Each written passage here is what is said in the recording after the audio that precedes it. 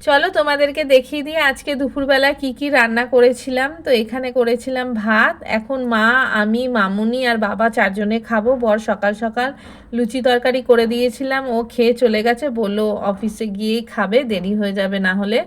আর এখানে করেছিলাম কলমি শাক ভাজা চারজনের জন্য, কাঁচা লঙ্কা কালো জিরে ফোড়ন দিয়ে নুন আর একটু হলুদ দিয়ে করেছি।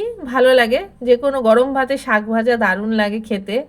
আর এখানে করেছিলাম আম দিয়ে টক ডাল, এটা মুসুরির ডাল দিয়ে আম দিয়ে করেছিলাম। একটু কাঁচা লঙ্কা আর সর্ষে ফোড়ন দিয়েছিলাম, একটু নামানোর সময় একটু মিষ্টি দিয়েছিলাম, টকটা ব্যালেন্স হয় বলে।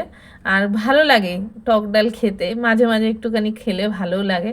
আর এখানে করেছিলাম রসুন দিয়ে কচুর লতি, আমার এক বৌদি খুব পছন্দ, তাকেও একটু পাঠাবো। মানে কালো জিরা আর রসুন দিয়ে ফোড়ন দিয়েছিলাম, কাঁচা লঙ্কা চিড়ে, এক নুন হলুদ দিয়ে, কোনো মিষ্টি টিষ্টি দিইনি। খুব ভালো নরম হয়েছে দেখো। আমি গোটা গোটায় রেখেছি, কীরকম লত করে না, ভেঙে গেলে গলে গেলে, তো একদম নরম হয়েছে, কিন্তু একটাও ভাঙেনি বা গলেও যায়নি, খুব ভালো হয়েছিল খেতে।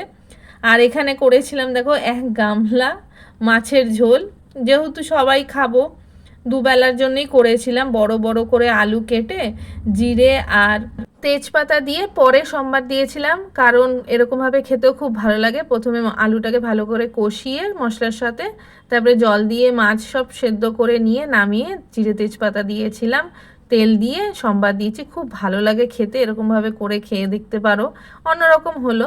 তো আজকে দুপুরবেলা এই রান্না করেছিলাম, তোমাদের কেমন লাগলো অবশ্যই আমাকে কমেন্ট করে জানিয়ে, ভালো লাগলে লাইক